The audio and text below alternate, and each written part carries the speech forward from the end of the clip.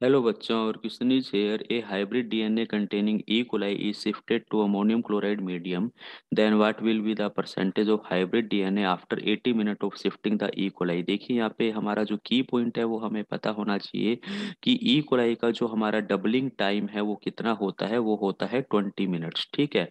और यहाँ पे हमें टाइम गिवन है 80 मिनट्स। टाइम गिवन कितना दिया हुआ है, 80 मिनट दिया हुआ है। यानी कि हमें सीधा सीधा कंसेप्ट समझ में आ रहा है कि हमें कहाँ तक जाना है, फोर्थ जनरेशन तक जाना है।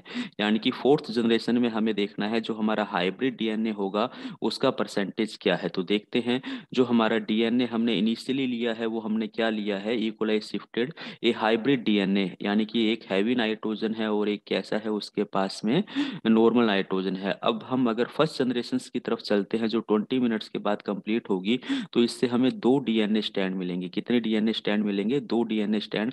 अब इस मीडिया के अंदर है क्या, N14 है हमारा कल्चर मीडिया। तो एक स्टैंड तो हमारा जो पेरेंट स्टैंड है N14 के साथ ही मिल जाएगा, और दूसरा जो स्टैंड है N15 वो भी किसके साथ में मिलेगा, N14 के साथ में। तो यहाँ पर हमें दो स्टैंड मिलते हैं 20 मिनट्स के बाद, और एक हमें हाइब्रिड स्टैंड मिल रहा है। टोटल टू में से एक हाइब्रिड स्टैंड हमें मिलता है, यानी कि 50% हमें यहाँ पे हाइब्रिड स्टैंड मिल रहे हैं। अब मैं अगर सेकेंड जनरेशन की तरफ जाता हूँ, 20 मिनट्स लेता हूँ, तो दो से हमें क्या मिल जाएंगे, चार स्टैंड मिल जाएंगे, जिसमें से तीन स्टैंड तो हमें कैसे मिलेंगे, N14 के मिलेंगे, और वन स्टैंड हमें कैसा मिलेगा, हाइब्रिड मिलेगा। यानी कि अगर यहाँ पर हम बात करें, तो यहाँ पर मेरे को फोर में से एक स्टैंड हाइब्रिड मिलता है, यानी कि 25% है। फिर अगर मैं यहाँ पे, ये हमारी सेकंड जनरेशन हुई, फिर हम यहाँ पे बात करें नेक्स्ट 20 मिनट्स की, यानी कि मेरे को यहाँ पे क्या मिलने वाली है, थर्ड जनरेशन मिलने वाली है। तो हमारे पास टोटल फोर स्टैंड से कितने स्टैंड बनेंगे, 8 स्टैंड बनेंगे।